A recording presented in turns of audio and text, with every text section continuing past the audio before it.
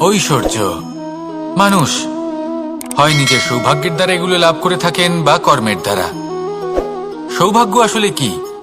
গ্রহের দশা যা প্রত্যেক মুহূর্তে বদলাতে থাকে। কর্মের মাধ্যমে যখন আপনি ধন অর্জন করেন, তখন সেই ধন আপনার আগামী প্রজন্ম লাভ করে। সেটা হয় সে ভোগ করে বা তার জন্য তার ভোগান্তি হয়।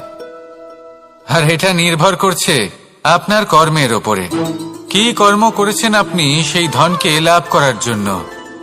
যদি আপনি সৎ পথে চলেন, নিষ্ঠা ভরে আপনি কর্ম করে থাকেন এবং তার ফলে আপনি ধন অর্জন করে থাকেন, তাহলে আপনার আগামী প্রজন্ম সেটা ভোগ করবে, সেটা প্রয়োগ করবে নিজের বিকাশের জন্য। কিন্তু যদি আপনি কুকর্ম করে থাকেন, কোন রকম ছলনা করে থাকেন এই ধন লাভ করার জন্য, তাহলে 100% আপনার আগামী প্রজন্মকে এর জন্য ভুগতেই হবে। তাহলে আপনি কি চাইবেন?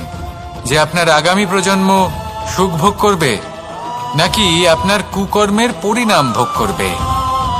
নির্বাচন আপনারই। আসুন আমার সাথে ভালোবেসে বলুন, রাধা রাধা।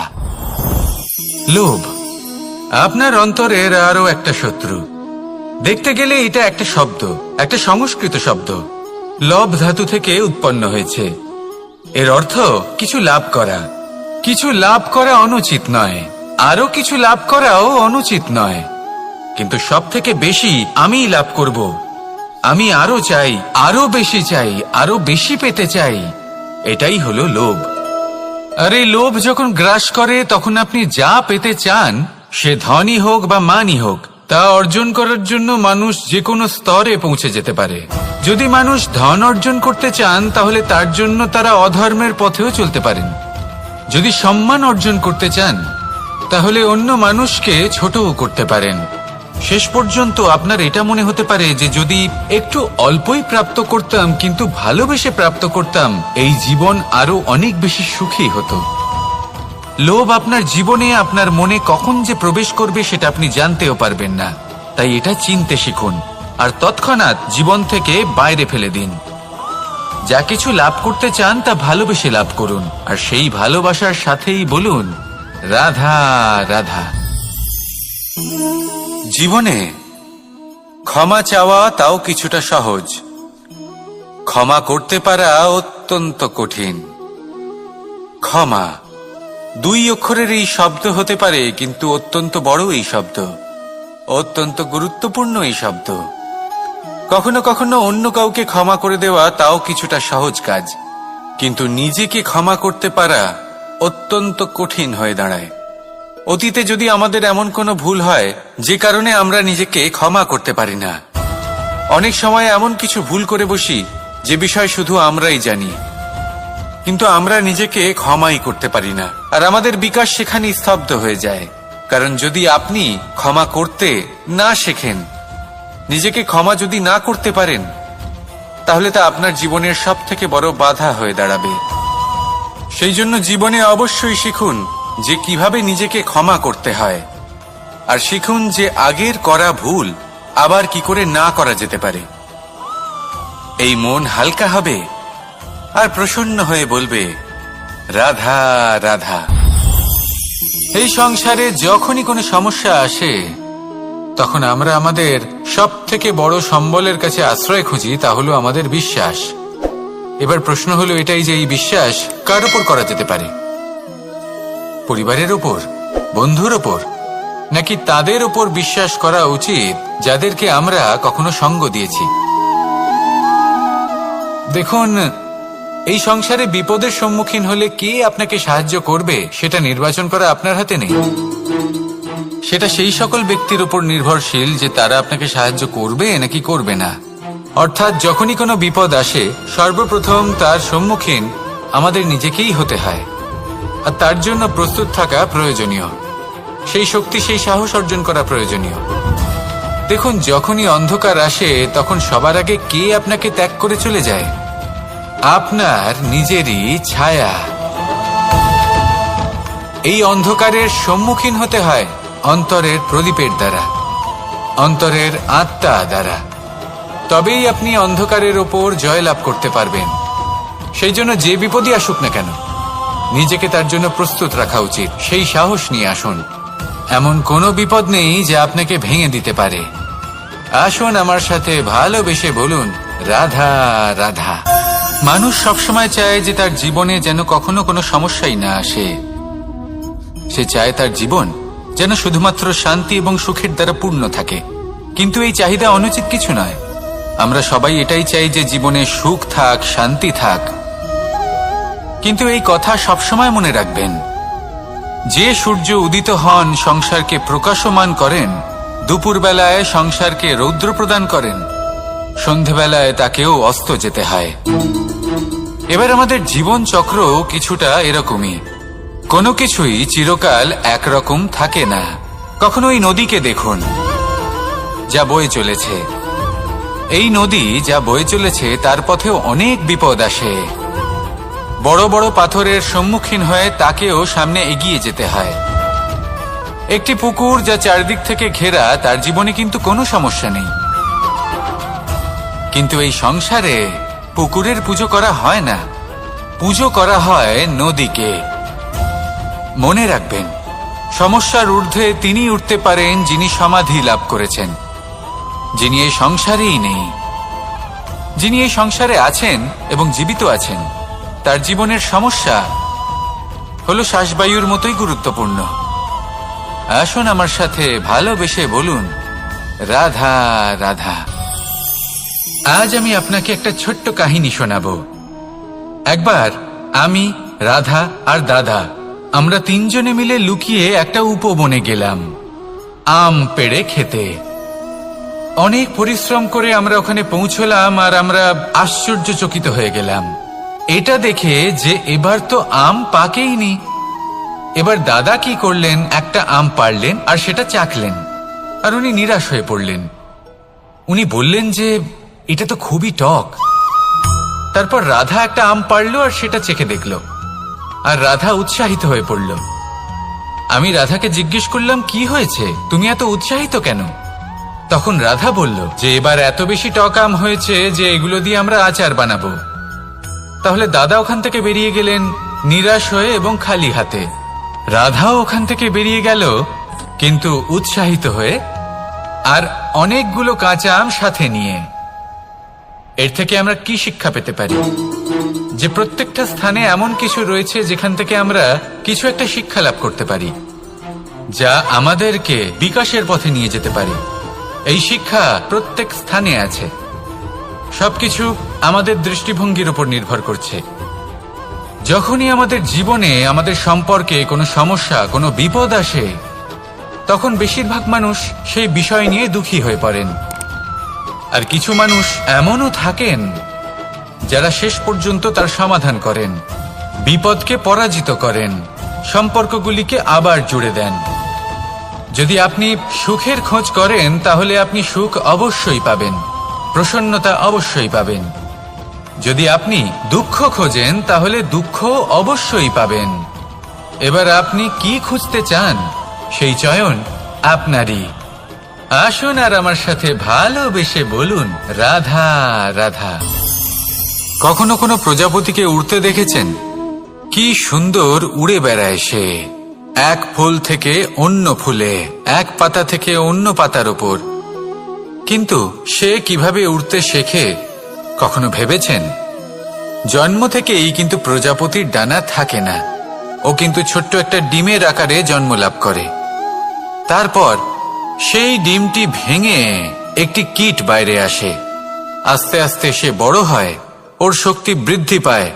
তারপর সে সেই কীট দশা ত্যাগ করে নিজের ডানাগুলি মেলে। এই প্রক্রিয়া তার কাছে সরল নয়, অত্যন্ত যন্ত্রণাদায়ক প্রক্রিয়া, কিন্তু সে সেই যন্ত্রণা মেনে নেয়। আর তারপর আস্তে আস্তে সে উড়তে শেখে। শুধুমাত্র আকাশে উড়ে বেড়ায় তা নয়, আমাদের মনের মাঝে উড়ে বেড়ায়। এবার এই ডিম থেকে প্রজাপতি হয়ে ওঠার যে যাত্রা, এটা যতটা কঠিন, ততটাই কঠিন হয় এই সংসারে শ্রেষ্ঠ কর্ম করা, ততটাই কঠিন হয় এই সংসারে মহান হয়ে ওঠা। সেই জন্য প্রয়োজনীয় প্রচেষ্টা এবং সময়। নিরন্তর প্রচেষ্টা করতে থাকুন, পর্যাপ্ত সময় নিন এবং আপনি নিজেকে এই আকাশে উড়ন্ত অবস্থায় পাবেন। আসুন আমার সাথে ভালোবেসে বলুন, রাধা রাধা, রাধা রাধা। আপনারা হয়তো ভাবছেন কি আশ্চর্য ব্যাপার, প্রত্যেকবার আমি কথা শেষ হওয়ার পরে রাধা রাধা বলি। এইবার আমি আগেই বলে দিলাম। কারণটা কি? কারণ হলো অত্যন্ত বিশেষ। প্রত্যেকবার কথা সমাপ্ত হবার পরে আপনাদের সবার মধ্যে ভালোবাসা বিতরণ করতে চাই, তাই রাধা রাধা বলি। কিন্তু এইবার এই নতুন এবং বিশেষ সূত্রপাতে প্রথমে প্রেম বিতরণ করা অত্যন্ত আবশ্যক। এবার একটা বিষয় আছে যা জানেন হয়তো সকলেই, কিন্তু বুঝতে খুব কম জন পারেন। এই প্রেম, এই আনন্দ, এই সকল কিছুর সূত্রপাত হয় নিঃস্বার্থ আবেগের দ্বারা। ঠিক যেমন একজন মাতাকেই দেখে নিন। যখনই একজন মাতা সন্তানকে জন্ম দেন, তখন এই সংসার ভুলে যায় যে তার জন্য এটা একটা নতুন জন্ম। কারণ একজন নারী তখন একজন মাতৃরূপে নতুন ভাবে জন্ম নেন। একজন নারী স্ত্রী ও গৃহবধূ রূপে কিছু অধিকার লাভ করে থাকেন, কিন্তু তিনি যখন মা হয়ে যান তখন তিনি শুধুই দান করতে শেখেন। নিজের সন্তানের জন্য কত কিছুই না করেন, তাকে বাৎসল্যের সাগরে ভাসিয়ে নিয়ে যান। এই সংসারে রাজকুমার জন্ম নিতেই পারেন, তাকে রাম এবং লক্ষণ কিন্তু মায়েরাই বানিয়ে তোলেন। একজন গোয়ালা জন্ম নেয়, তাকে দ্বারকাধীশ একজন মাই বানিয়ে তোলেন। পিতা হলেন সেই পর্বত যার একটা অংশ হলো তার সন্তান, কিন্তু মা হলেন সেই শিল্পী যিনি একটা পাথরকে খোদাই করে এমন এক মূর্তি গড়ে তোলেন যাকে সকলে পূজনীয় মনে করেন। তাহলে স্মরণ করুন সেই সকল মুহূর্ত যেগুলি আপনি নিজের মাতার সাথে অতিবাহিত করেছেন। অনুভব করতে পারবেন যে কিভাবে এক মুহূর্তেই এই মন প্রফুল্ল হয়ে ওঠে। এবারের কারণ কি? এর কারণ হলো এই জীবনের আসল দ্বারই হলো মমতা।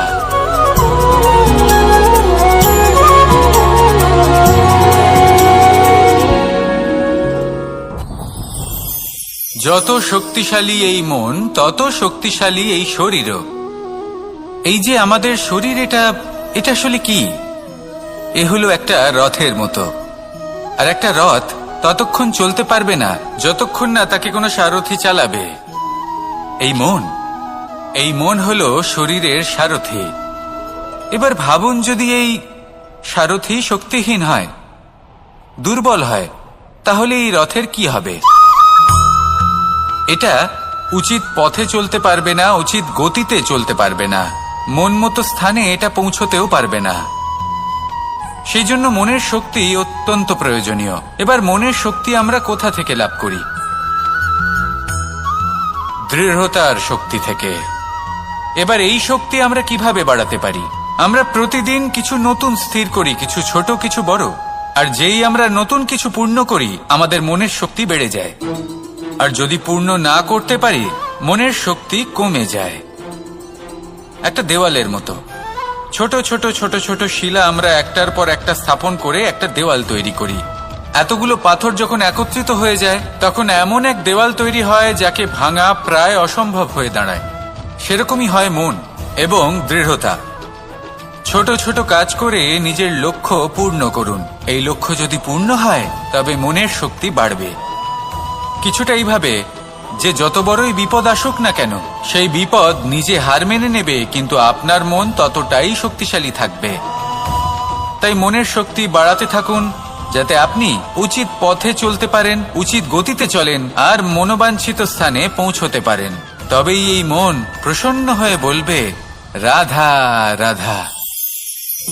আমি রাধাকে ভালোবাসি, আর এই কথাটা সমগ্র সংসার জানে। আর সময় অন্তরে লীলার দ্বারা, বিভিন্ন ঘটনা দ্বারা, কর্মের দ্বারা আমি নিজের এই ভালোবাসা রাধার সামনে প্রকাশ করি। এবার আপনি বলবেন, এসবের কি প্রয়োজন? রাধা কি এই কথা জানে না যে কৃষ্ণ তাকে কতটা ভালোবাসে? অবশ্যই জানে, কিন্তু এই যে ভালোবাসা, তা মনে রেখে দেওয়ার জন্য নয়, তা প্রকাশ করার জন্য। আর বারংবার এই ভালোবাসাকে প্রকাশ করা উচিত, উচিত সময় এবং উচিত সুযোগ দেখে। কিরকম? এবার যদি আপনি প্রেমীর সাথে কোনো উৎসবে থাকেন, তাহলে তার সাথে নৃত্য সঙ্গীত করুন। যদি ভিড়ের মাঝে থাকেন, তখন প্রেমীকে সম্মান করুন, একান্তে প্রসাধন করুন। দুঃখের সময় তার হাত ধরে থাকুন, সুখের সময় আলিঙ্গন করে রাখুন। এই প্রেম যত প্রকাশ করবেন, ততই এই প্রেমের বৃদ্ধি হবে। এই প্রেম আরো বেশি গভীর হবে, অটুট হবে। তাই এই প্রেমকে মনে নয়, আপনার জীবনে স্থান দিন। মন খুলে প্রকাশ করুন আর আমার সাথে ভালোবেসে বলুন, রাধা রাধা। মুঠো হাতের শক্তি বেশি, মুঠো খুললেই তা দুর্বল। তা এমন কি থাকা উচিত এই বন্ধ মুঠোয় যা লাখের সমান? মানসিকতা এবং স্বপ্ন। মানুষ জন্মগ্রহণ করে, তার মানসিকতা সময়ের সাথে উন্নত হয়। মানসিকতা অনুযায়ী সে স্বপ্ন দেখে, আর সেই স্বপ্ন সার্থক করতে সে পরিশ্রম করতে থাকে। কিন্তু খুব গুরুত্বপূর্ণ একটা কথা আছে যা আপনার মনে রাখা উচিত। আপনার এই মানসিকতা, আপনার এই স্বপ্ন, তা যেন আপনার নিয়ন্ত্রণে থাকে। আপনার বন্ধ মুঠোয় যেন এর লাগাম থাকে, আপনি যেন এর প্রভু হন। যদি তা হয়, তবেই আপনি লাভবান হবেন। যদি এরা আপনাকে নিয়ন্ত্রণ করতে থাকে, যদি আপনার মুঠো খুলে যায়, না পথ আপনার নিয়ন্ত্রণে থাকবে, না মানসিকতা থাকবে, না স্বপ্ন নিয়ন্ত্রণে থাকবে। আর যদি তাই হয়, তাহলে আপনি আপনার ভবিষ্যৎ নষ্ট করে ফেলবেন। তাই নিয়ন্ত্রণ করতে শিখুন নিজের বিচার বুদ্ধি, নিজের মানসিকতা, নিজের স্বপ্নকে। নিজের এই স্বপ্ন পূরণ করুন আর আমার সাথে ভালোবেসে বলুন, রাধা রাধা। আমার কাছে যশোদা মা যেমন, আমার কাছে দেবকী মা যেমন, আমার কাছে ঠিক তেমনই হলেন গোমাতা। এবার ভেবে দেখার বিষয় হলো এটা, যে এই সংসারে অসংখ্য প্রাণী আছে। একজন গাইকে একজন মায়ের মর্যাদা কেন দেওয়া হয়? তাহলে এর অনেকগুলো কারণ আছে। এই গাই অর্থাৎ গোমাতা, এনারা হলেন অত্যন্ত শান্ত, শান্তি প্রিয়, কখনো কারোর কোনো ক্ষতি করতেই পারেন না। গোমাতা যে দুধ নিজের বাছুরকে পান করান, সেই দুধই আমাদেরও দেন। সেই দুধ পান করে আমরা শক্তি লাভ করি।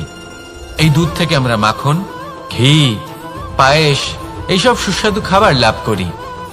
গোমাতার গোবর আমাদের জ্বালানি হিসেবে সাহায্য করে, যার ফলে খুব কম সংখ্যক কাঠ ব্যবহার করা যায় এবং বেশিরভাগ জঙ্গল সুরক্ষিত থাকে। গোমাতার গোমূত্র, সেটাও আমাদের কাছে লাভজনক। এর দ্বারা আমরা অনেক রোগ থেকে মুক্তি লাভ করতে পারি। গোমাতা যখন একটি বাছুরকে জন্ম দেন, তখন সেই বড় হয়ে আমাদের ক্ষেত কর্ষণ করে। সেই জন্য গাইকেও জীবনে মায়ের মর্যাদা দেবেন। যতটা সম্ভব তাকে সেবা করুন এবং ভালোবেসে তাকে পালন করুন। এই মন নিজে থেকেই প্রসন্ন হয়ে বলবে, রাধা রাধা। চলতে থাকা, থেমে যাওয়া, বিশ্রাম নেওয়া, তারপর দম নিয়ে পুনরায় দাঁড়িয়ে পড়া, আর তারপর আবার সেই পথ চলা। এটা জীবনের অভিন্ন এক অঙ্গ, এটার থেকে আপনি পালাতে পারবেন না। কিন্তু এই অঙ্গকে আপনি নিজের জীবনে কিভাবে প্রয়োগ করবেন, কিভাবে তাকে কাজে লাগাবেন, সেই সিদ্ধান্ত আপনাকে নিতে হবে। যারা হেরে যান তারাও জীবনে থমকে যান, আবার যারা জেতেন তারাও দাঁড়িয়ে পড়েন। যারা হেরে যান তারা হাঁপিয়ে দাঁড়িয়ে পড়েন, যারা জিতে যান তারা দাঁড়িয়ে পড়েন সেই সর্বোচ্চ স্তরে পৌঁছে গিয়ে। এবার দাঁড়াতে তো আপনাকে হবেই, তা হতেই হবে। কিন্তু কখন, কিভাবে দাঁড়াবেন, ক্লান্ত হয়ে নাকি সর্বোচ্চ স্তরে পৌঁছে গিয়ে, সেই সিদ্ধান্ত আপনার। অবশ্যই দাঁড়িয়ে পড়ুন, কিন্তু ক্লান্ত হয়ে নয়। কারণ আপনাকে পুনরায় দাঁড়িয়ে পড়তে হবে, পুনরায় যাত্রাপথে এগোতে হবে এবং সর্বোচ্চ স্তরে পৌঁছতেই হবে। রাধা রাধা। স্বপ্ন, আমরা জীবনে স্বপ্ন দেখতে থাকি, সেটা পূরণ করার পূর্ণ প্রয়াস করে থাকি, কিন্তু এই স্বপ্ন পূরণ না হওয়ার পরিস্থিতিতে আমরা ভেঙে পড়ি, ছিন্ন বিচ্ছিন্ন হই, আর তারপরেই বোঝা আমরা আগামী প্রজন্মের ওপর রীতিমতো চাপিয়ে দিই। আমরা এটাই মনে করি যে আমরা যেটা হতে পারিনি সেটা আমাদের সন্তান অবশ্যই হবে, আমরা যা কখনো পাইনি আমাদের সন্তান অবশ্যই তা পাবে। এটা যে অনুচিত সেটা আমরা ভাবি না, কিন্তু এটা ভুল, আর এই ভুল আমরা সকলেই করে থাকি। সন্তান প্রকৃতি আর পরমাত্মার আশীর্বাদ, ওদের ভেতরে তাদের নিজের একটা অস্তিত্ব লুকিয়ে থাকে, সেটা মন দিয়ে দেখুন তো। আপনি শুধু ওই সন্তানকে জন্ম দিয়েছেন, কিন্তু ওর জীবন আপনার নয়।